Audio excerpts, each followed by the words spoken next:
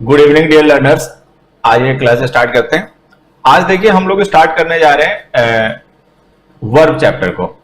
अच्छा, वर्ब जो होता है वो हमारा लगता है कि आप सभी भी जानते हो, अगर मैं नहीं भी बताऊं तब भी आप सभी जानते होंगे कि जो हमारा इंग्लिश का सिलेबस होता है, आप किसी भी पर्पस के लिए इंग्लिश पढ़िए, कंपटीशन के लिए पढ़िए, एकेडमिक्स के लिए पढ़िए या फिर जनरल पर्पस के लिए पढ़िए, ठीक है। वर्ब्स जो होते हैं वो लगभग हर एक चैप्टर से रिलेटेड होते हैं।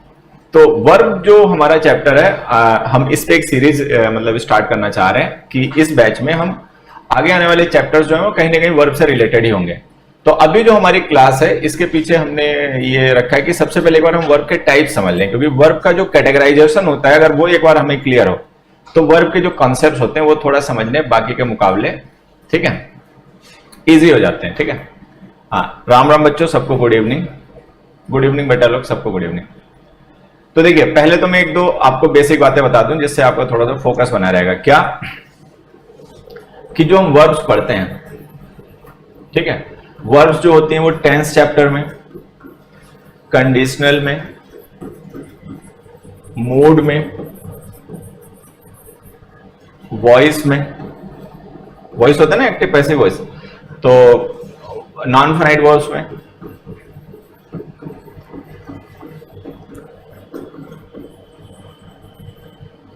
और वर्ब खुद तो है ही है, खुद भी एक चैप्टर होता है, बहुत बड़ा चैप्टर होता है।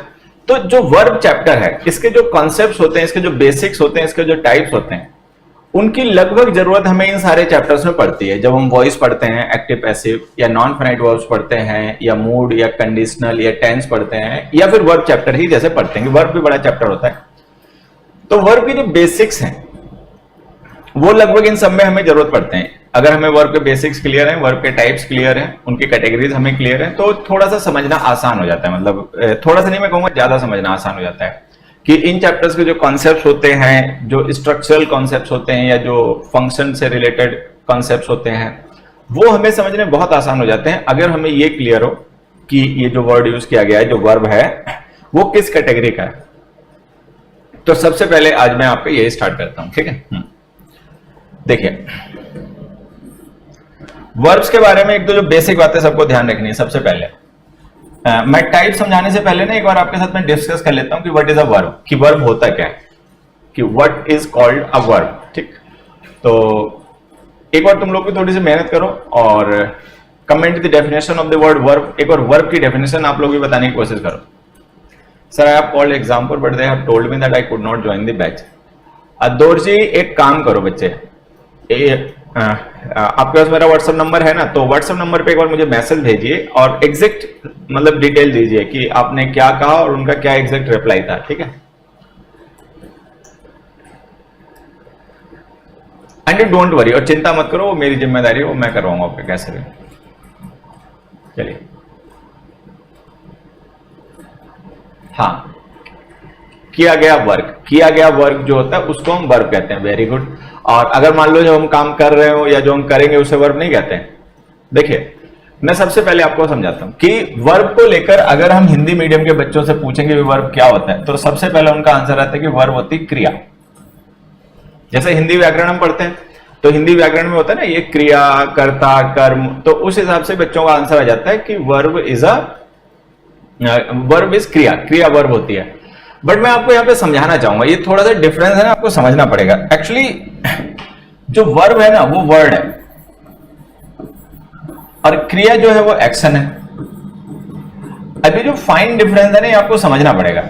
जब हम हिंदी से इंग्लिश को पढ़ते हैं या जब हम रूल्स के तरीके से इंग्लिश को पढ़ते हैं, तो ये फाइन डिफरेंस समझना हमें मुश्किल लगता है। हमें लगता है कि वर्ब क्रिया है, क्रिया वर्ब है, बट एक्चुअली ऐसा नहीं है। Verb is a word. Verb क्या है? वर्ड्स की एक कैटेगरी है।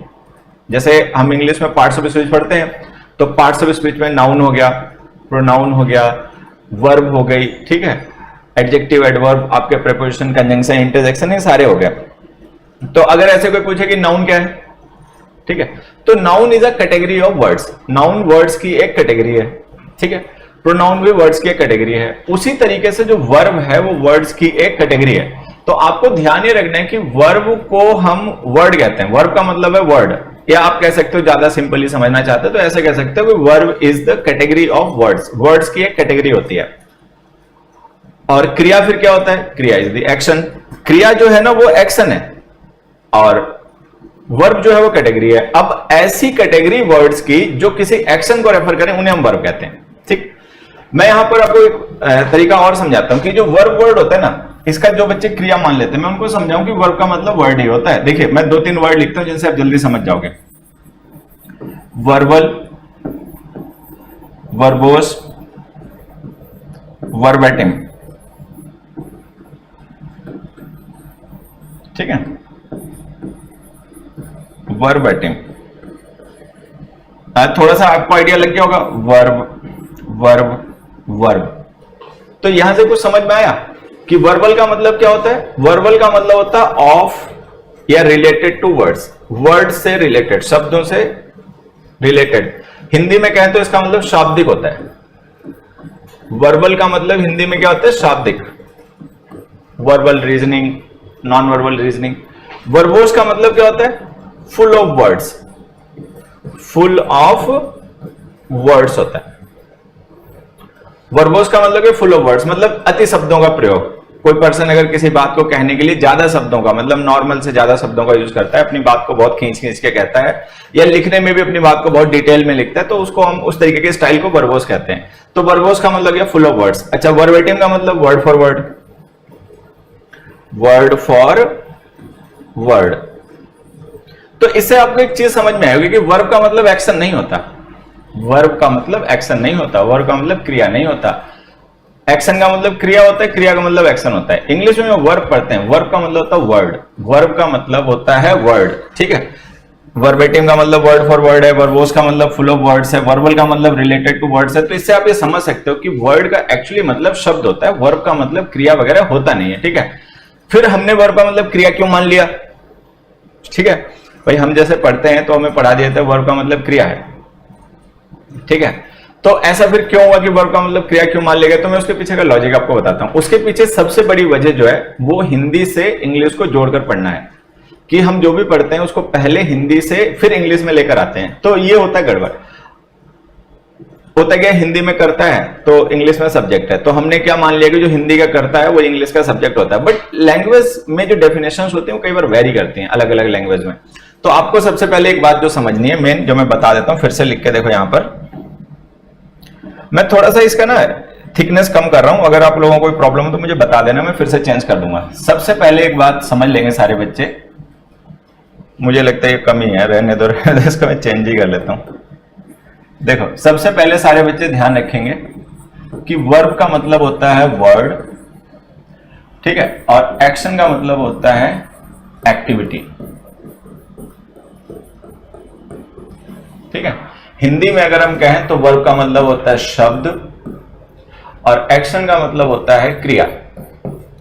तो अगर आपको कहना ही हो कि क्रिया को इंग्लिश में क्या कहेंगे, तो आप क्रिया को इंग्लिश में एक्शन कहिए, वर्ब मत कहिए। ठीक है, चलिए। अच्छा, जब हम लैंग्वेज पढ़ते हैं, लैंग्वेज में क्या होता है, लैंग्वेज में हम वर्ब को कैसे डिफाइन करते हैं, तो लैंग्वेज में हम वर्ब को ऐसे डिफाइन करते हैं। देखिए, it is a word, a verb is a word. मैंने बताया था ना, वर्ब एक वर्ड है या कैटेगरी ऑफ वर्ड्स है। It is a word which refers to some action or state। Verb एक ऐसा वर्ड होता है, ध्यान दीजिएगा। अब हम आगे ग्रामर पे, जब हम ग्रामर की बात करते हैं। सर आज मैं आंसर नहीं दे पाऊंगी, लेफ्ट हैंड से टाइपिंग नहीं होती। कोई जरूरी नहीं बेटा, हाँ पहले सही है, बहुत अच्छी बात है।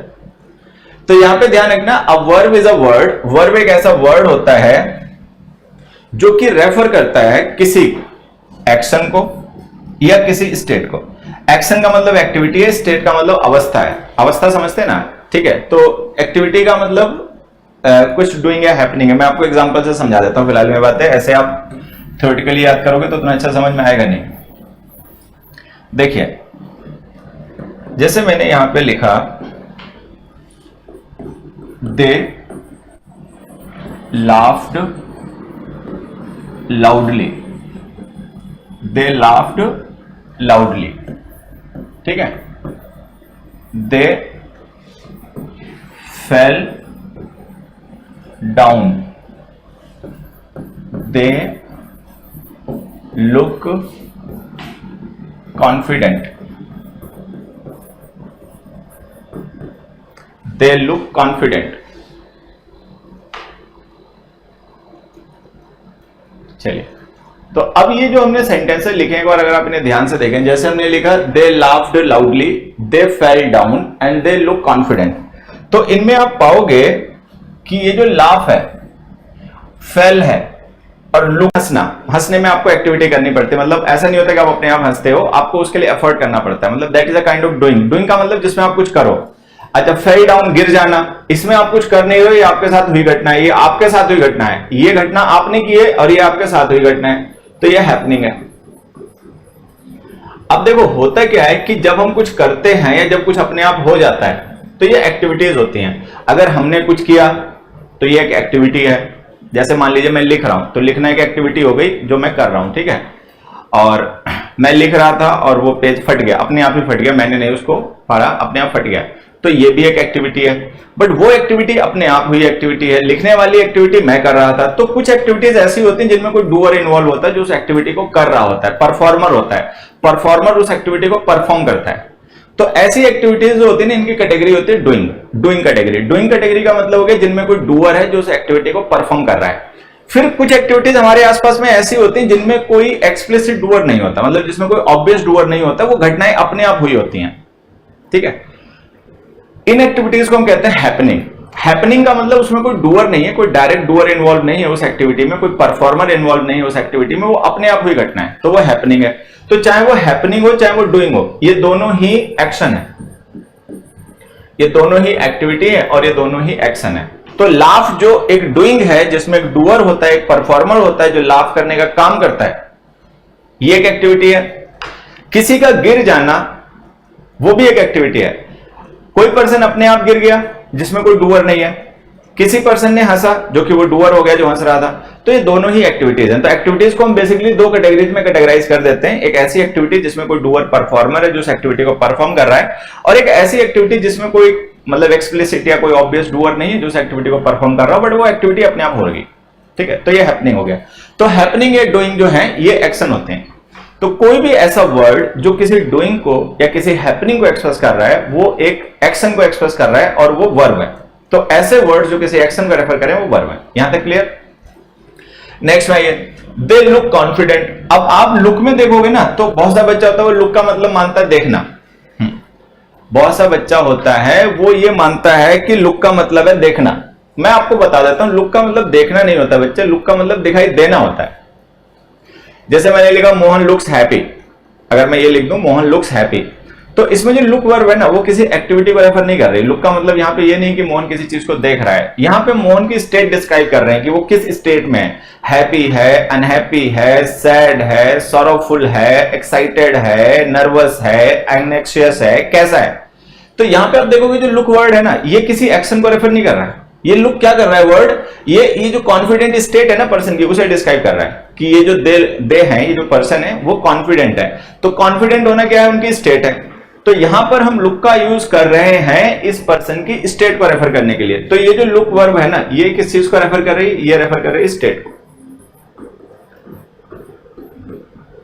तो कुल मिला के आपको ध्यान ये रखना है कि जो वर्ब्स होती हैं, वर्ब्स का बेसिक फंक्शन यही होता है कि इधर दे रेफर टू इधर सम एक्टिविटी और सम स्टेट।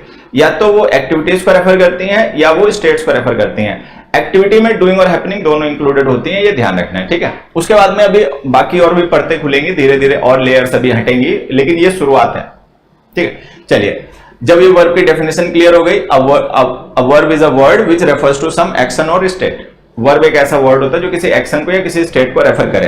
एक्शन का मतलब क्या होता है, ठीक है, स्टेट का मतलब क्या होता है, ये यहां से समझ लीजिए। आगे बढ़ते हैं, अब हम पढ़ते हैं categories. Categories of verbs, verbs की कैटेगरीज, कि वर्ब्स को किस किस तरीके से कैटेगराइज किया जा सकता है, वर्ब्स को कितनी कैटेगरीज में बांटा जा सकता है, कितने टाइप्स होते हैं वर्ब्स के। तो देखिए मैं आपको बताऊं, वर्ब्स के टाइप बहुत होते हैं। बहुत का मतलब आप ये मान के चलिए 25-30, ठीक है, 25-30 तो होते हैं, 25-30 टाइप वर्ब्स के होते हैं। लेकिन एक जब आप कंपटीशन के लिए इंग्लिश पढ़ते हैं या किसी पर्पज के लिए इंग्लिश पढ़ते हैं कंपटीशन वगैरह के लिए, तो वहां पे कुछ टाइप वर्ब्स के जो होते हैं वो बहुत इंपॉर्टेंट होते हैं, मतलब 12-13 के आसपास होते हैं, जो आपको क्लियर होने ही चाहिए। अगर वो आपको क्लियर नहीं होंगे तो इंग्लिश के बहुत से ऐसे कॉन्सेप्ट्स हैं जो लोगों को समझ में आ जाते हैं, वो आपको समझ भी नहीं आएंगे, आपको याद करने पड़ेंगे। ठीक है, चलिए अब मैं आपको बताता हूं। देखिए वर्ब्स की कैटेगरीज, वर्ब्स को हम कैटेगराइज करते हैं सबसे पहले 2 ग्रुप्स में। शुरुआत यहां से होती है वर्ब्स की कैटेगरीज की। एक फाइनाइट वर्ब्स और एक नॉन फाइनाइट वर्ब्स। फिर से समझ लीजिए, वर्ब्स को जो सबसे बेसिक कैटेगराइजेशन है, जैसे जो वर्ब्स होती हैं, जब हम वर्ब्स का सबसे बेसिक कैटेगराइजेशन करते हैं तो वर्ब्स की 2 कैटेगरीज होती हैं, एक फाइनाइट और एक non finite. Finite non finite में बेसिक डिफरेंसेस मैं आपको समझा देता हूं, एक बार में समझ लीजिएगा। फाइनाइट का मतलब लिमिट होता है। फाइनाइट का मतलब बेसिकली लिमिट होता है। फाइनाइट का मतलब होता है जिसको कोई चीज लिमिट कर दे, जिसकी कोई चीज सीमा निर्धारित कर दे कि इतना ही कर सकते हो, इससे ज्यादा नहीं कर सकते हो, ऐसे ही रहना पड़ेगा, वैसे नहीं कर सकते, वगैरह वगैरह। ठीक है, तो फाइनाइट और नॉन फाइनाइट 2 तरीके की वर्ब्स होती हैं। आप फाइनाइट वर्ब्स को मेन वर्ब्स भी मान सकते हो, मतलब हम लोग बोलचाल में फाइनाइट वर्ब्स को मेन वर्ब्स भी कह देते हैं, मेन वर्ब्स। अब इनको मैं प्रैक्टिकली आपको डिफरेंस समझाता हूं एग्जांपल्स की मदद से। देखिए एक बार, फाइनाइट और नॉन फाइनाइट में डिफरेंस समझना। Writing is beautiful. ये एक्चुअल में ये जो यहां पर जो आज मैं सॉफ्टवेयर यूज करके आपको पढ़ा रहा हूं ना, इस पे थोड़ी सी राइटिंग अच्छी आ जाती है। और दूसरा जो मैं सॉफ्टवेयर यूज करता हूं, जब पीपीटी पे वगैरह पे पढ़ा रहा होता हूं, ठीक है, वो सॉफ्टवेयर इतनी अच्छी राइटिंग मतलब इंप्रेशन आता नहीं है उसका, उसके टूल्स उतने अच्छे हैं नहीं। ठीक है, चलिए अब यहाँ पे फाइनाइट और नॉन फाइनाइट वर्ब में सबसे पहले मैं आपको देखो डिफरेंस बता देता हूँ। फाइनाइट नॉन फाइनाइट में डिफरेंस ये होता है कि फाइनाइट वर्ब्स वो होती हैं जो सेंटेंस में मेन वर्ब के अकॉर्डिंग, मतलब जिन्हें हम मेन वर्ब कहते हैं, और ये सेंटेंस में यूज होती है टेंस और सब्जेक्ट के नंबर के according. Non finite verb sentence की ऐसी वर्ब्स होती हैं जो कि सेंटेंस में मेन वर्ब का रोल प्ले नहीं करती, मेन वर्ब का रोल प्ले नहीं करती। जैसे मैं एग्जांपल से समझाता हूं। देखो, हमने एक सेंटेंस लिखा, कमल was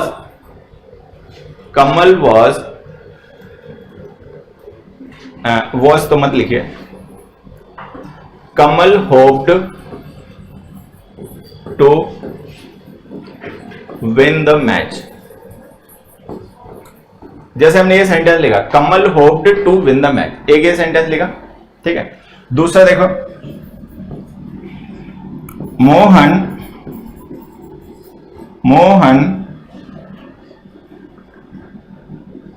objected to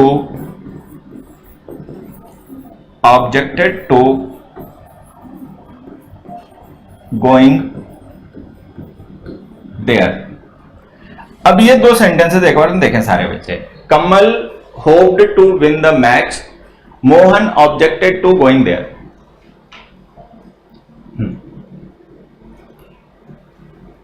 good evening भैया, लेट नहीं हो जाते गुड इवनिंग में तुम लोग? 6 बजे की क्लास में इस समय गुड इवनिंग कर रहे हो, चलो बढ़िया, गुड इवनिंग, आ जाओ। तो हमने लिखा Kamal hoped to win the match, Mohan objected to going there. अब यहाँ पे ध्यान से देखो, इस सेंटेंस में जो वर्ब होप्ड है और ये ऑब्जेक्टेड है, ये पास्ट इंडेफिनिट टेंस की वर्ब है, ये पास्ट इंडेफिनिट टेंस में वर्ब है। तो सेंटेंस की ऐसी वर्ब्स जिनको हम टेंस एक्सप्रेस करने के लिए यूज करते हैं, ठीक है, सब्जेक्ट के नंबर के अकॉर्डिंग और टेंस के अकॉर्डिंग यूज करते हैं, इन्हें हम कहते हैं फाइनाइट वर्ब्स। तो फाइनाइट वर्ब आपके सेंटेंस की मेन वर्ब होती है, आप उसको सब्जेक्ट के नंबर के अकॉर्डिंग और टेंस के अकॉर्डिंग यूज करते हो। ये फाइनाइट वर्ब की पहचान होती है। उसकी सबसे बड़ी पहचान तो ये होती है कि वो सेंटेंस की मेन वर्ब होती है, बस। कि फाइनाइट वर्ब जो होती है वो सेंटेंस की, तुम लोग जो कमेंट वगैरह करते रहते हो, हाँ ठीक है, चलो। तो ये जो फाइनाइट वर्ब्स होती है एक्चुअल में इनकी सबसे बड़ी पहचान तो ये होती है कि सेंटेंस की मेन वर्ब होती है, दैट इज एनफ, वो इनके लिए काफी है। लेकिन फिर उसके बाद में आप ये भी याद रख सकते हो कि जो फाइनाइट वर्ब्स होती हैं उनको फाइनाइट इसलिए कहा जाता है क्योंकि वो टेंस और सब्जेक्ट के अकॉर्डिंग यूज की जाती हैं, मतलब टेंस के अकॉर्डिंग आपको वो यूज करनी पड़ती हैं, अदरवाइज आप उनका यूज हमेशा नहीं कर सकते। जैसे कि मैं एग्जांपल से समझाऊं, अभी जैसे हमने ये होप्ड लिखा है, पास्ट इंडेफिनिट टेंस की वर्ब है, अगर हम प्रेजेंट बनाए तो इसे हम होप्स लिखेंगे, तो टेंस के अकॉर्डिंग इसकी फॉर्म चेंज होगी। अगर हम यहाँ पे कमल हटा दें सब्जेक्ट और कोई प्लूरल सब्जेक्ट लिख दें, मान लो हम दे लिख दें, तो फिर हमें इसको होप लिखना पड़ेगा प्रेजेंट टेंस में। तो कुल मिलाके वर्ब की ऐसी फॉर्म्स जिसको हम सब्जेक्ट के नंबर और टेंस के अकॉर्डिंग चेंज करते रहते हैं, ठीक है, वो होती है फाइनाइट। अब उसके बाद आप देखोगे तो सेंटेंस में दो वर्ब और भी लिखी हुई है। एक वर्ब लिखी हुई है टू विन और एक वर्ब लिखी हुई है गोइंग। अभी जो टू विन और गोइंग है, इनको ध्यान से देखो, मेन वर्ब नहीं है। गोइंग क्यों मेन वर्ब नहीं है, मैं आपको ऐसे समझा देता हूं, एक छोटा सा पॉइंट है, ध्यान रखना। कोई भी वर्ब की आईएनजी फॉर्म, कोई भी मेन वर्ब अगर हम आईएनजी फॉर्म में यूज करेंगे तो बिना हेल्पिंग वर्ब के नहीं आती। मेन वर्ब की दो फॉर्म्स जो होती हैं, एक थर्ड फॉर्म और एक आईएनजी फॉर्म, वो बिना हेल्पिंग वर्ब के यूज नहीं होती, उनको हमेशा हेल्पिंग वर्ब के साथ ही यूज करना पड़ता है। तो अगर मान लीजिए कोई ऐसा कोई सेंटेंस आपको मिल जाए जिसमें कोई वर्ब की आईएनजी फॉर्म लिखी हो या कोई थर्ड फॉर्म लिखी हो और उसके बाद हेल्पिंग वर्ब ना लिखी हो, तो आप समझ जाइएगा कि मेन वर्ब नहीं है, नॉन फाइनाइट वर्ब है। ठीक है, तो ये जो हमने गोइंग लिखी ना, मेन वर्ब तो है नहीं, ये नॉन फाइनाइट वर्ब हो गए। टू विन जो हमने लिखा ये भी मेन वर्ब नहीं है, क्योंकि ये जो टू हम पार्टिकल यूज करते हैं ना, मेन वर्ब के साथ नहीं होता है, इन्फिनिटिव के साथ यूज होता है। ठीक है, तो ये जो टू विन और गोइंग है ये मेन वर्ब नहीं है। अब हमें समझना है कि अगर ये मेन वर्ब नहीं है, ठीक है, तो इनका सेंटेंस में फंक्शन क्या है भाई। अगर ये मेन वर्ब नहीं है और है वर्ब की फॉर्म, तो फिर ये सेंटेंस में कर क्या रही है, तो मैं आपको बताता हूं। नॉन फाइनाइट वर्ब्स जो होती हैं, ये सेंटेंस में या तो नाउन्स का या मॉडिफायर्स का फंक्शन करती हैं। नॉन फाइनाइट वर्ब्स जो होती हैं वो सेंटेंस में या तो नाउन्स या मॉडिफायर्स के तरीके से या मॉडिफायर्स के रोल में यूज की जाती हैं। जैसे कि एक एग्जांपल से समझना, हमने लिखा Kamal hoped what did he hope, क्या होप किया कमल ने, तो उसका रिप्लाई लिखा टू विन। तो ये जो टू विन है ना, वो इस होप वर्ब का ऑब्जेक्ट है। ऑब्जेक्ट का मतलब ये नाउन है। Kamal hoped what did he hope, तो व्हाट का रिप्लाई आ गया टू विन। तो टू विन क्या हो गया, होप वर्ब का ऑब्जेक्ट हो गया। ऑब्जेक्ट हमें पता है नाउन या प्रोनाउन होते हैं, तो जो टू विन हमने वर्ब यूज किया ना, ये वर्ब यहाँ पे नाउन का काम कर रही है। ठीक है, अच्छा, अब यहाँ पे गोइंग को देखना, ये क्या कर रहा है। जैसे हमने लिखा मोहन ऑब्जेक्टेड टू, मोहन ने ऑब्जेक्ट किया to what, Mohan object to what, ये टू प्रेपोजिशन हो गई, तो टू व्हाट। तो यहां पे ये जो गोइंग है ना, ये इस टू प्रेपोजिशन का ऑब्जेक्ट है। तो ये जो गोइंग है ये भी ऑब्जेक्ट है और वो टू विन है वो भी ऑब्जेक्ट है। वो ऑब्जेक्ट है वर्ब का, ये ऑब्जेक्ट है प्रेपोजिशन का। तो ये जो गोइंग और टू विन दोनों वर्ब है, आप ध्यान से देखो, दोनों ही नाउन का काम कर रही हैं, क्योंकि ये इन सेंटेंसेस में ऑब्जेक्ट्स हैं। तो नॉन फाइनाइट वर्ब्स जो होती हैं वो सेंटेंस में या तो नाउन का या मॉडिफायर्स का फंक्शन करती हैं। मतलब उनका फंक्शन या तो नाउन्स का होता है या मॉडिफायर्स का होता है, ये ध्यान रखना है। ठीक है, एक छोटी सी बात मैं आपको और बता दूं कि जो नॉन फाइनाइट वर्ब्स होती हैं इनको हम सेमी वर्ब्स मान सकते हैं। आप इनको कह सकते हो ये सेमी वर्ब्स होती हैं, सेमी वर्ब्स। सेमी का मतलब बेटा हाफ होता है। सेमी वर्ब्स का मतलब ये हो गया कि ये ऐसी वर्ब्स होती हैं जिनमें वर्ब्स के भी एट्रीब्यूट होते हैं। मेन वर्ब का काम तो ये सेंटेंस में करती नहीं है, ठीक है, लेकिन ये मेन वर्ब तो सेंटेंस में नहीं होती, लेकिन ये वर्ब का भी फीचर करती है। मतलब इनमें वर्ब के भी एट्रीब्यूट्स होते हैं। जैसे कि एग्जांपल से समझना, हमने लिखा मोहन ऑब्जेक्टेड टू गोइंग। अब ये गोइंग जो है यहाँ पे टू प्रेपोजिशन का ऑब्जेक्ट है, तो ये नाउन है, लेकिन ध्यान से देखो हमने इसके बाद में एडवर्ब भी लिख रखा देयर। अभी जो देयर एडवर्ब हमने लिखा ना, ये ऑब्जेक्टेड के लिए नहीं यूज हो रहा है, ये गोइंग के लिए यूज हो रहा है। तो अब हमें समझना है ये कि जो गोइंग है बेसिकली है तो नाउन, मतलब है तो वर्ब, लेकिन इस सेंटेंस में हमने इसको एज अ नाउन यूज किया है। तो नॉन फाइनाइट वर्ब्स जो होती हैं, जब हम उनको नाउन या मॉडिफायर्स के तरीके से यूज करने लगते हैं तो वो सेमी वर्ब्स होती हैं। सेमी वर्ब्स का मतलब ये होता है कि वो सब्जेक्ट या वो वर्ब्स के भी एट्रीब्यूट्स को कैरी करती हैं। ठीक है, एक मिनट बच्चों, मुझे रुकना, एक जरूरी कॉल।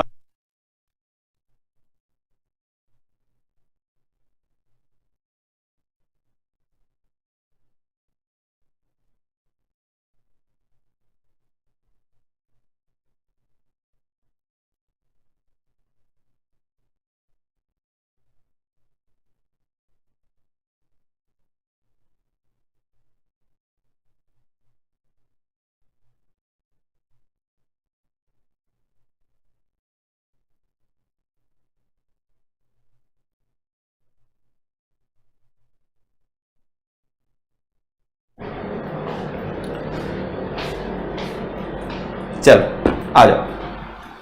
अब यहाँ पे ध्यान क्या रखना है कि जैसे जो आपकी नॉन फाइनाइट वर्ब्स होती है ना, सेमी वर्ब्स होती हैं। सेमी वर्ब का मतलब ये होता है कि ये सेंटेंस में नाउन और मॉडिफायर्स का तो काम करती ही करती हैं, ठीक है, बट उसके साथ साथ में इनमें वर्ब के भी फीचर्स होते हैं। वर्ब के फीचर्स का मतलब ये होता है कि जैसे वर्ब के लिए एडवर्ब यूज होते हैं, वर्ब के अपने ऑब्जेक्ट होते हैं, तो इनके लिए भी यूज हो सकते हैं। अब जैसे यहाँ पे ध्यान से देखना, ये जो टू मैच हमने लिखा ना, टू विन जो हमने लिखा, ये इस होप का ऑब्जेक्ट है, ठीक है, लेकिन चूंकि ये एक वर्ब है, नॉन फाइनाइट वर्ब है, तो इसमें वर्ब के भी एट्रीब्यूट होते हैं। मैच को देखो हमने इस टू विन का ऑब्जेक्ट बना के लिखा है।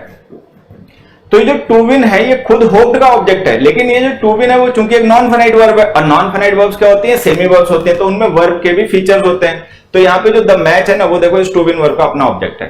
तो कुल मिला के ध्यान रखना है कि जो नॉन फाइनाइट वर्ब्स होती हैं वो सेमी वर्ब्स होती हैं। सेमी वर्ब्स का मतलब होता है हाफ वर्ब्स होती हैं, आधी वर्ब होती हैं और आधा फंक्शन उनका सेंटेंस में कुछ और होता है। तो सेंटेंस में भले ही हम उनको मॉडिफायर्स के तरीके से या नाउन के तरीके से यूज करें, ठीक है, लेकिन उनमें वर्ब के भी फीचर होते हैं। वर्ब के फीचर होने का मतलब ये होता है कि हम उनके लिए एडवर्ब यूज कर सकते हैं, ठीक है, हम उनकी एक्टिव पैसिव फॉर्म्स यूज कर सकते हैं, हम उनके लिए सब्जेक्ट या ऑब्जेक्ट भी यूज कर सकते हैं। तो कुल मिला के वर्ब की एक तो बेसिक कैटेगराइजेशन हो गया फाइनाइट वर्ब और दूसरा हो गया नॉन फाइनाइट वर्ब्स, जो सेंटेंस में मेन वर्ब का काम करती हैं, ठीक है। ऐसी वर्ब्स जो होती हैं वो होती हैं फाइनाइट वर्ब्स, उनको हम टेंस के अकॉर्डिंग और सब्जेक्ट के नंबर के अकॉर्डिंग यूज करते हैं। लेकिन सेंटेंस में लिखी गई ऐसी वर्ब्स जो सब्जेक्ट के टेंस के अकॉर्डिंग नहीं यूज होती हैं और जो सेंटेंस में नाउन का या मॉडिफायर्स का फंक्शन करती हैं, उनको हम कहते हैं नॉन फाइनाइट वर्ब्स, ठीक है। अब हम क्या कर रहे हैं, यहां से दो हमारे पार्ट हो जाएंगे, एक फाइनाइट का हो जाएगा, एक नॉन फाइनाइट का हो जाएगा। सबसे पहले मैं फाइनाइट वर्ब्स के एट्रीब्यूट्स आपको समझाऊंगा और फिर उसके बाद में नॉन फाइनाइट वर्ब्स पे आएंगे। चलो आगे बढ़ते हैं। तो फाइनाइट नॉन फाइनाइट से हम आगे बढ़े और थोड़ा सा आगे फाइनाइट वर्ब्स पे, ठीक है। फाइनाइट वर्ब्स, अब देखिए जो फाइनाइट वर्ब्स होती हैं इनको हम कैटेगराइज करते हैं दो ग्रुप्स में, एक ऑक्सिलरी वर्ब्स, एक ऑक्सिलरी वर्ब्स और दूसरी लेक्सिकल वर्ब्स। देखो ये ऐसे टर्म्स हैं जो मैं कभी कभार यूज करता हूं, मैं अपनी नॉर्मल टीचिंग में इन टर्म्स का यूज करता नहीं हूं बेसिकली, ठीक है, लेकिन कंफ्यूज मत होना। ये जो ऑक्सिलरीज होती है इनका मतलब होता है हेल्पिंग वर्ब, ऑक्सिलरी का मतलब होता है बेटा हेल्पिंग वर्ब, और लेक्सिकल का मतलब होता है एक्शन वर्ब। एक्शन वर्ब वो जो एक्टिविटी को रेफर करे, ठीक है। तो आप देखोगे कि जो हमारी फाइनाइट वर्ब्स होती हैं, ठीक है, ये दो तरीके की होती हैं। दो तरीके की कैसी होती हैं, दो तरीके की वर्ब्स होती हैं, ठीक है। एक तो होती हैं आपकी मेन वर्ब्स, ठीक है, और एक होती हैं आपकी हेल्पिंग वर्ब्स। तो हेल्पिंग वर्ब्स और मेन वर्ब्स दो तरीके की होती हैं। हेल्पिंग वर्ब्स को हम ऑक्सिलरी वर्ब्स भी कहते हैं, ठीक है। और मेरे फोन में साइकिल हो रहा है, पढ़ाई कर लो, ठीक है। तो लेक्सिकल वर्ब्स और आपकी ऑक्सिलरी वर्ब्स, ये दो तरीके की वर्ब्स होते हैं। इनमें ध्यान ये रखना है आपको, ठीक है, कि जो लेक्सिकल वर्ब्स होती हैं ये मेन वर्ब्स होती हैं, ये वो वर्ब्स होते हैं जो एक्चुअली में सेंटेंस में मीनिंग कन्वे करती हैं। जैसे मैं एग्जांपल से समझाता हूं, एक एग्जांपल से समझना। हमने एक सेंटेंस लिखा, Kamal has posted the letter, Kamal has posted the letter, जैसे हमने ये सेंटेंस लिखा, ठीक है, Kamal has posted the letter. तो इसमें जो हैज है ना ये हेल्पिंग वर्ब है और पोस्टेड जो है ये मेन वर्ब है, ठीक। हैज जो है ये हेल्पिंग वर्ब है और पोस्टेड जो है ये मेन वर्ब है, ऐसे।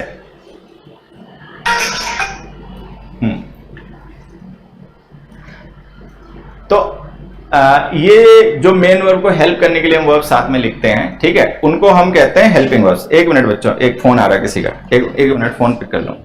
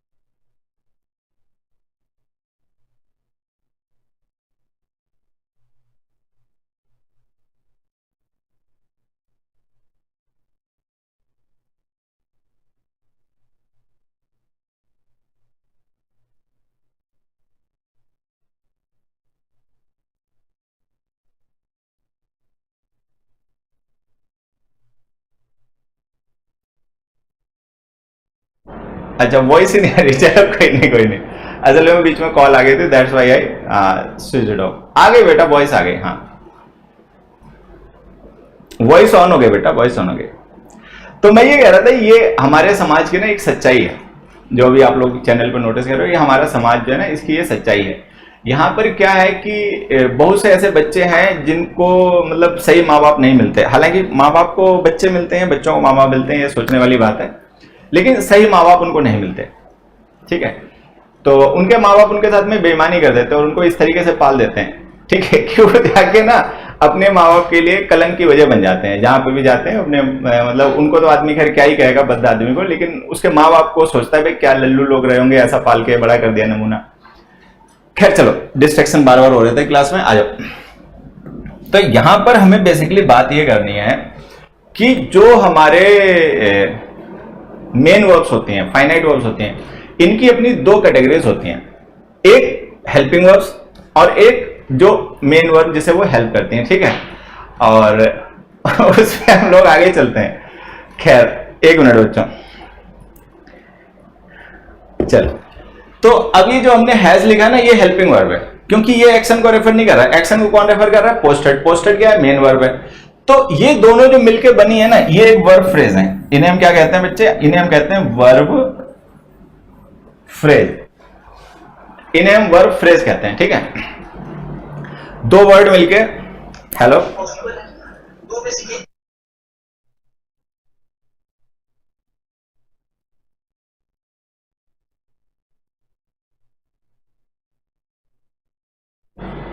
चलो। तो ये जो हमारी मेन वर्ब्स होती हैं, ये हेल्पिंग वर्ब और मेन वर्ब दो में कैटेगराइज हो जाती हैं। थोड़ा सा आगे हम बार बार बढ़ नहीं पा रहे किसी वजह से, लेकिन चलो अब आगे बढ़ते हैं। ऐसे नमूने कहां जाएगा ये देश? बनना हम चाह रहे हैं अमेरिका। लल्लू ऐसे हमारे देश में घूम रहे हैं पगले। माँ बाप की गलती और दूसरे बेचारे भुगत रहे। देखिए, खैर तो आगे बढ़ते हैं। ये जो ऑक्सिलरी हमने वर्ब्स लिखे ना, ये दो तरीके की होती हैं। एक प्राइमरी ऑक्सिलरीज, ठीक है, और एक मॉडल ऑक्सिलरीज।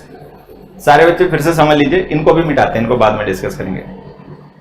तो यहां से सबको ध्यान ये रखना है कि हमारी जो ऑक्सिलरीज होती हैं, जिन्हें हम हेल्पिंग वर्ब्स कहते हैं, ये दो तरीके की होती हैं।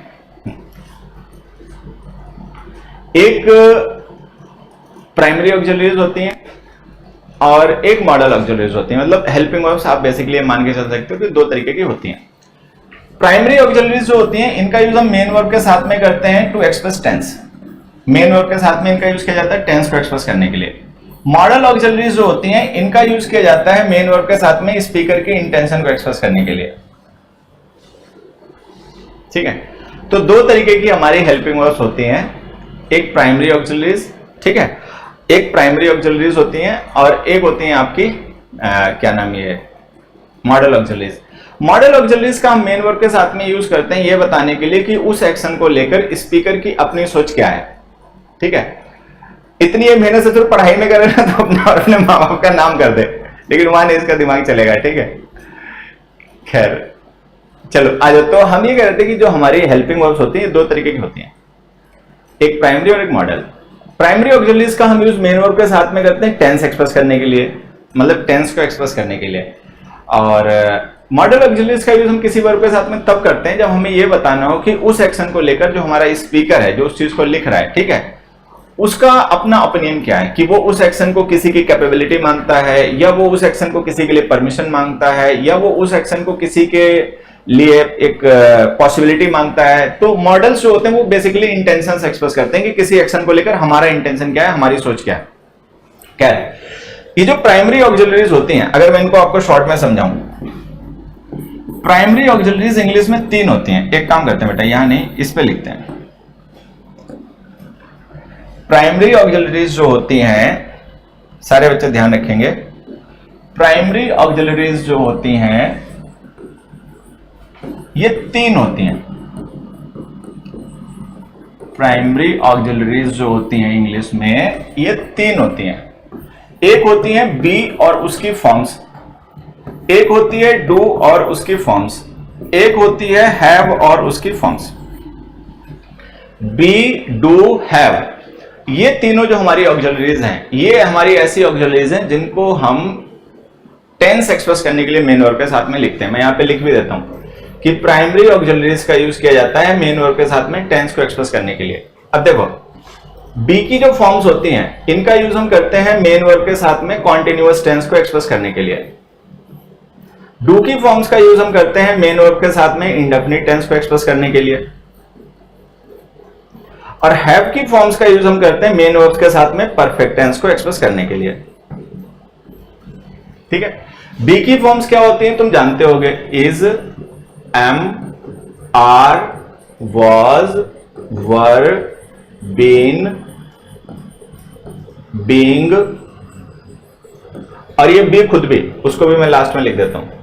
ये होती है बी की फॉर्म्स। डू की फॉर्म्स क्या होती हैं, डू, डज, डिड, और देखो वैसे होती तो डन भी है, मतलब मैं ब्रैकेट में लिख देता हूं डन। बस ध्यान ये रखना कि डन जो है ना, डन और डूइंग दो होती हैं। होती तो डन और डूइंग भी है, लेकिन डन और डूइंग में क्या होता है कि वो हेल्पिंग वर्ब नहीं होती, वो मैं उनको ब्रैकेट में लिख देता हूं डन एंड डूइंग। तो जो डन और डूइंग होती है ना, ये हेल्पिंग वर्ब का काम नहीं करती, वैसे ये ध्यान रखना। हेल्पिंग और डू की दो ही फॉर्म, तीन ही फॉर्म्स होती हैं, डू, डज, डिड। तो मतलब डू की तीन ही फॉर्म्स होती हैं, डू, डज, डिड, जो कि हेल्पिंग वर्ब का काम करती हैं। बाकी जो डन और डूइंग है वो हेल्पिंग वर्ब का काम नहीं करती हैं, लेकिन वो होती है डू की फॉर्म है, वो मेन वर्ब के तरीके से यूज होती हैं। हैव की फॉर्म्स जानते होगे, हैव, हैज, हैड, हैविंग, ये हैव की फॉर्म्स होती हैं। तो ये हमारी प्राइमरी ऑक्सिलरीज हैं। प्राइमरी ऑक्सिलरीज जो होती हैं तीन होती हैं, एक बी, एक डू और एक हैव। इन हेल्पिंग वर्ब्स का यूज हम मेन वर्ब के साथ में टेंस एक्सप्रेस करने के लिए करते हैं। बी की फॉर्म्स का यूज हम मेन वर्ब के साथ में कॉन्टिन्यूअस टेंस एक्सप्रेस करने के लिए करते हैं। डू की फॉर्म्स का यूज इंडेफिनिट टेंस एक्सप्रेस करने के लिए करते हैं। हैव की फॉर्म्स का यूज परफेक्ट टेंस एक्सप्रेस करने के लिए करते हैं। एक इसमें चीज अगर तुम देखोगे ध्यान से तो आएगा समझ में कि हमने परफेक्ट कॉन्टिन्यूअस टेंस के लिए कोई हेल्पिंग वर्ब नहीं लिखी। कॉन्टिन्यूअस टेंसेस की हेल्पिंग वर्ब ये हो गई, इंडेफिनिट टेंसेस की हेल्पिंग वर्ब ये हो गई, परफेक्ट टेंसेस की हेल्पिंग वर्ब ये हो गई, परफेक्ट कॉन्टिन्यूअस टेंसेस की हेल्पिंग वर्ब नहीं लिखी। तो ध्यान रखना, परफेक्ट कॉन्टिन्यूअस टेंस में ना दो हेल्पिंग वर्ब लिखनी पड़ती हैं। परफेक्शन शो करने के लिए हैव की फॉर्म और कॉन्टिन्यूटी शो करने के लिए बी की फॉर्म। तो कुल मिला के जो परफेक्ट कॉन्टिन्यूअस टेंसेस होते हैं उनमें दो हेल्पिंग वर्ब यूज होती हैं, एक हैव की फॉर्म और एक बी की फॉर्म। तो कुल मिला के प्राइमरी ऑक्सिलरीज तीन होती हैं, बी, डू, हैव। इनके बारे में एक आधी स्पेशल बात जो मैं आपको बताना चाहता हूं वो ये है कि हमारी प्राइमरी ऑक्सिलरीज जो होती है ना, इनको हम सेंटेंस में मेन वर्ब्स के तरीके से भी यूज कर सकते हैं। मतलब प्राइमरी ऑक्सिलरीज को सेंटेंस में मेन वर्ब के तरीके से भी यूज किया जा सकता है। एग्जांपल से समझना, जैसे हमने लिखा they did not do any work, they did not do any work. ठीक है। तीसरा, he has had no rest for 2 days। ठीक है। तीसरा, आई एम बीइंग, या आई एम छोड़ो, they are being impolite। अब इन तीनों सेंटेंसेस को जरा एक बार ध्यान से देखना, इन तीनों सेंटेंसेस को ध्यान से देखना। क्या ध्यान से देखना है, ये जो डिड हमने लिखा है ये हेल्पिंग वर्ब है, और ये जो डू लिखा है ये वर्ब है। ठीक है। ये हैज जो हमने लिखा है ये हेल्पिंग वर्ब है, ये हैड लिखा है ये वर्ब है, ये आर लिखा है ये हेल्पिंग वर्ब है, और ये बीइंग लिखा है ये मेन वर्ब है। ठीक है।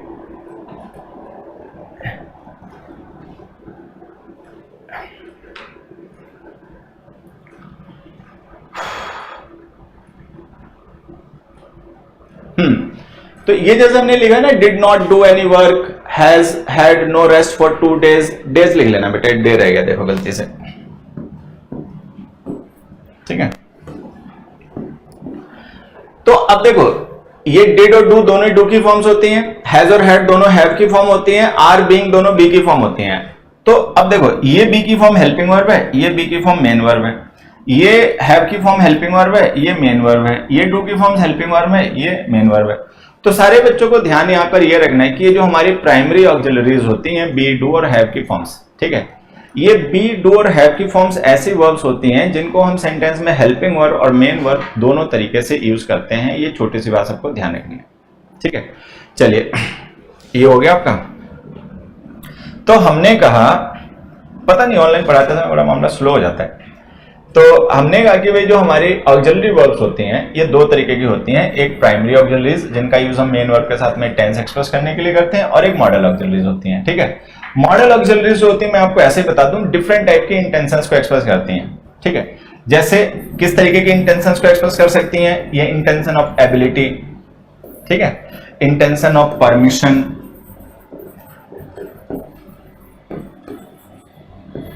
Intention of necessity, intention of possibility, intention of obligation,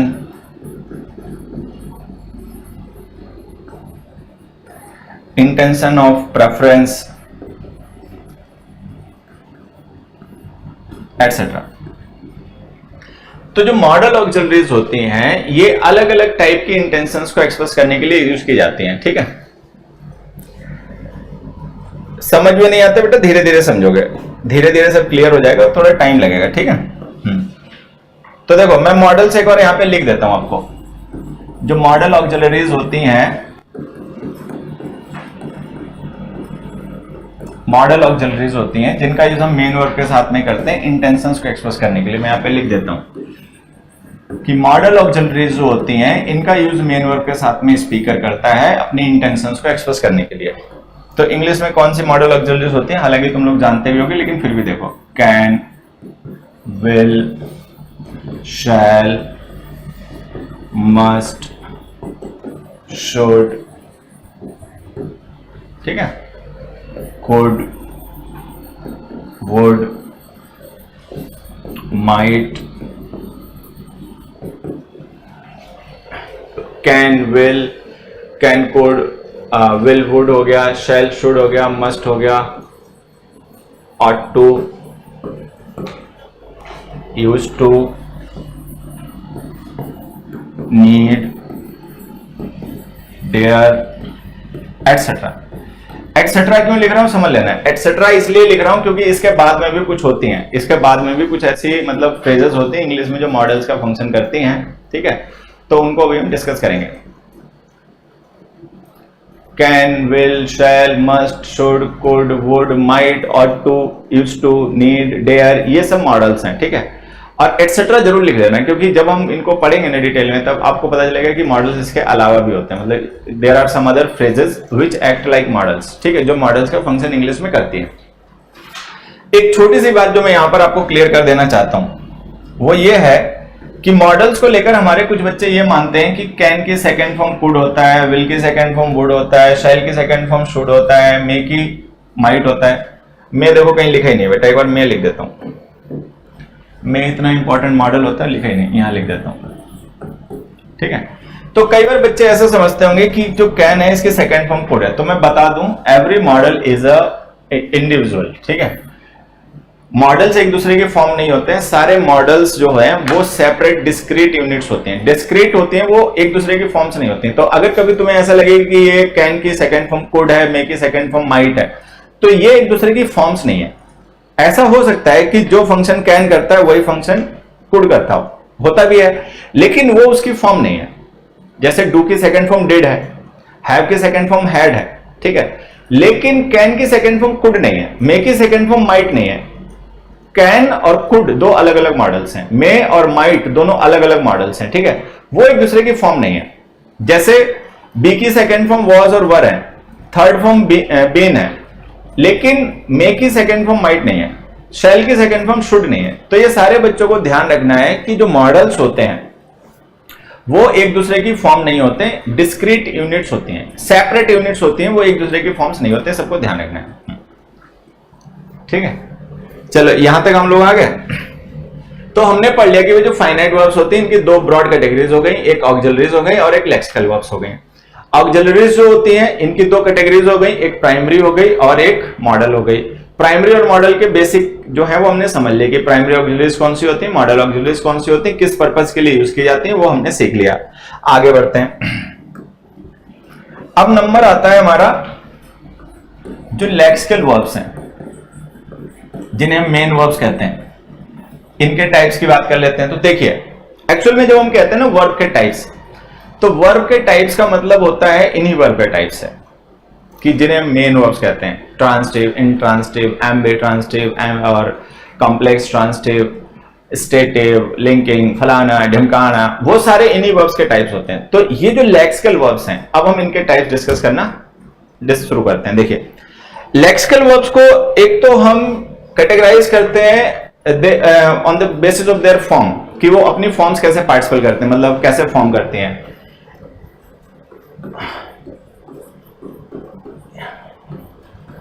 देखिए, जो हमारी वर्ब्स होती हैं इनको हम कई तरीके से कैटेगराइज करते हैं, उनके अलग अलग एट्रीब्यूट्स और फीचर्स के अकॉर्डिंग। एक जो वर्ब्स का कैटेगराइजेशन होता है वो होता है उनकी फॉर्म के अकॉर्डिंग, कि कोई भी वर्ब अपनी फॉर्म किस तरीके से चेंज करती है, मतलब इन्फ्लेक्शन उसमें कैसे होता है। जैसे मैं आपको बताऊं एग्जांपल से, हमने यहां पे एक वर्ब लिखी ड्राइव, ठीक है, और एक हमने वर्ब लिखी है वॉक। ये दोनों वर्ब की बेस फॉर्म है, जो वर्ड उसकी मतलब बेसिक फॉर्म जो होती है उसे हम बेस फॉर्म कहते हैं। तो ये इसकी बेस फॉर्म है या बेसिक फॉर्म है। अब अगर हम इसकी फॉर्म्स चेंज करें तो वॉक की सेकेंड फॉर्म देखो क्या हो जाएगी, वॉक्ड। थर्ड फॉर्म क्या हो जाएगी, वॉक्ड, ठीक है। लेकिन अगर हम ड्राइव की सेकेंड फॉर्म देखें तो क्या हो जाएगी, ड्रोव। थर्ड फॉर्म क्या हो जाएगी, ड्रिवन। तो आप देखोगे जो हमारी वर्ब्स होती हैं, जब हम इनकी फॉर्म चेंज करते हैं तो ये दो तरीके की होती हैं। एक तो ऐसी वर्ब्स होती हैं जिनमें आप सिंपल लास्ट में डी, ईडी, टी वगैरह लिख के उनकी सेकंड थर्ड फॉर्म बना लो।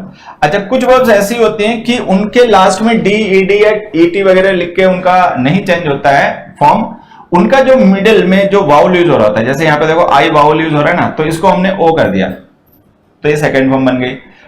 आई करके फिर से ई एन एड लास्ट में कर दिया तो ड्रिवन थर्ड फॉर्म बन गई।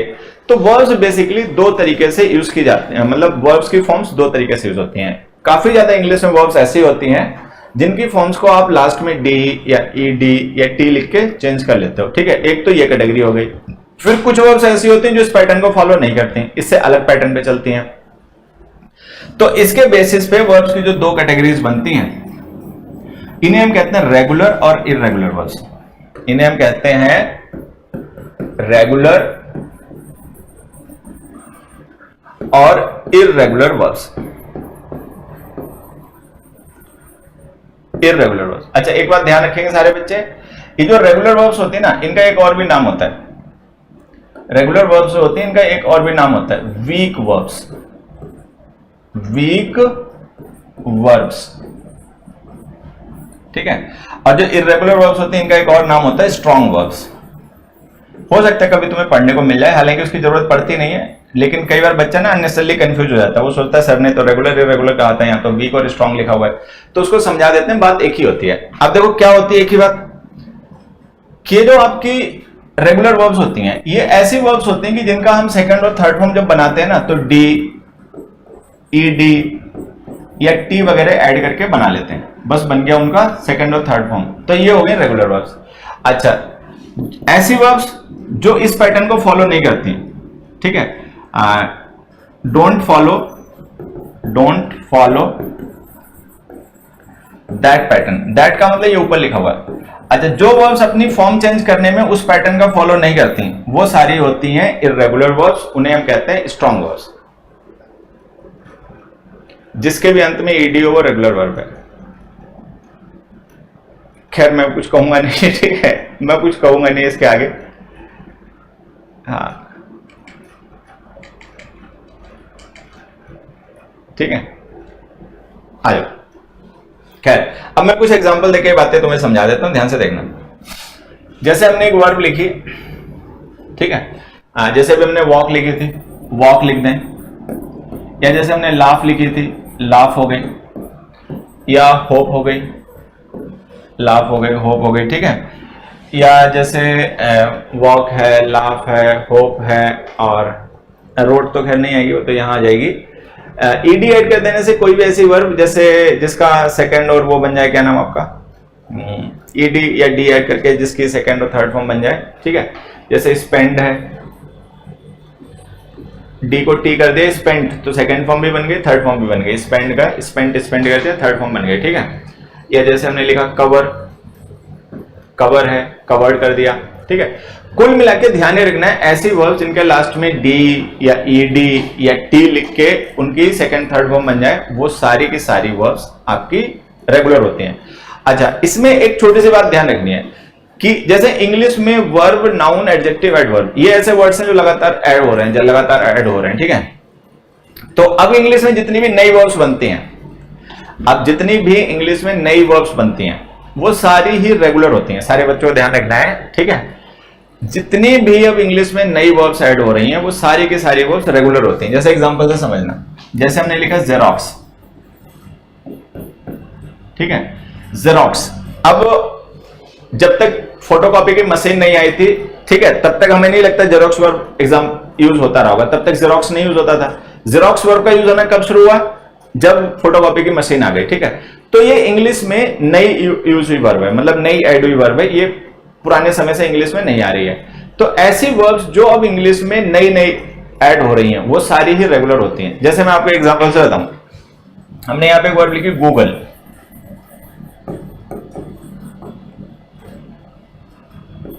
ठीक है। जैसे हमने यहां पे लिखा गूगल, अब गूगल तो एक कंपनी है, गूगल क्या है, गूगल एक कंपनी है, टेक कंपनी है, ठीक है। लेकिन आपने देखा होगा लोग गूगल को एज अ वर्ब यूज करते हैं।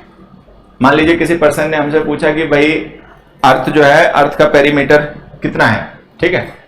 हमने कहा भाई गूगल इट, गूगल इट का मतलब गूगल पे सर्च कर लो, तो गूगल को हम एज अ वर्ब यूज करते हैं। तो ये जो गूगल है ना, या फिर जैसे जेरोक्स है, या इस तरीके की जो नई वर्ब यूज हो रही है, जैसे फोन है, फोन करना, ठीक है, या मतलब फैक्स करना है, तो ये जो नई वर्ब्स इंग्लिश में ऐड हो रही हैं, ये सारी की सारी वर्ब्स जो होती हैं और रेगुलर होती हैं, सबको ध्यान रखना है, ठीक है। नेक्स्ट में आ जाओ, नेक्स्ट में आ गई इर्रेगुलर वर्ब्स। अच्छा, इर्रेगुलर वर्ब्स ऐसी वर्ब्स होती हैं जो रेगुलर वर्ब्स वाले पैटर्न को फॉलो नहीं करती, ठीक। जैसे देखो, एक बड़ी कॉमन इर्रेगुलर वर्ब होती है गो, ठीक है। अब गो की सेकंड फॉर्म क्या होती है, गो की second form went, third form gone, ठीक है। गो हो गई, ईट, ईट हो गई, एक मिनट बच्चे। इसके बाद में जैसे स्विंग, स्विम, ठीक है, थिंक, कैच, राइड, राइज, ठीक है। ये सारी इर्रेगुलर वर्ब्स हैं, ठीक है। वीव, वीव, ठीक है। स्पीक, राइट,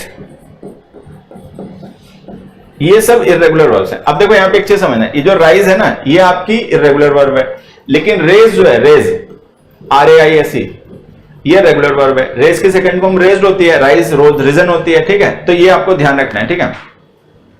कुल मिला के पोस्ट, पोस्ट करना है ना, किसी चीज को पोस्ट कर देना है, ठीक है। ये सब आपकी रेगुलर वर्ब्स हैं। तो कुल मिला के जो ये हमारी वर्ब्स होती हैं, लेक्सिकल वर्ब्स होती हैं, ठीक है, इनको हम दो तरीके से कैटेगराइज कर देते हैं इनकी फॉर्म चेंजेस के बेसिस पे, कि कोई भी जो वर्ब है उसका इन्फ्लेक्शन कैसे होता है, मतलब उसकी सेकंड और थर्ड फॉर्म कैसे बनती है। तो एक तो वर्ब का कैटेगराइजेशन इसके अकॉर्डिंग हो जाता है। इसके अकॉर्डिंग जब हम वर्ब्स को कैटेगराइज करते हैं तो ये वर्ब्स दो तरीके की हो जाती हैं बेसिकली। एक आपकी हो जाती है रेगुलर वर्ब्स, जिन्हें हम वीक वर्ब्स भी कहते हैं, ठीक है, और एक हो जाती है हमारी इर्रेगुलर वर्ब्स, जिन्हें हम स्ट्रॉन्ग वर्ब्स भी कहते हैं। रेगुलर और इरेगुलर में क्या डिफरेंस होता है, स्ट्रॉन्ग और वीक में क्या डिफरेंस होता है, मुझे लगता है वो आपको यहां से समझ में आ गया होगा, ठीक है। हालांकि मैं एक्सपेक्ट कर रहा था कि आज के क्लास में हम थोड़ा सा इससे ज्यादा कवर कर लेंगे, ठीक है, और लेकिन अब चलो खैर यहीं तक हम लोग पहुंच पाए किसी वजह से, ठीक है। लेकिन चलो देर आए दुरुस्त है, जो भी आए, ठीक है। सर आपसे टीचर को डर लगता है, इसीलिए आज कुछ एंटी सोशल एलिमेंट्स भी आ गए, ठीक है। डर वर ससुर किसी को नहीं हमसे लगता है, ठीक है।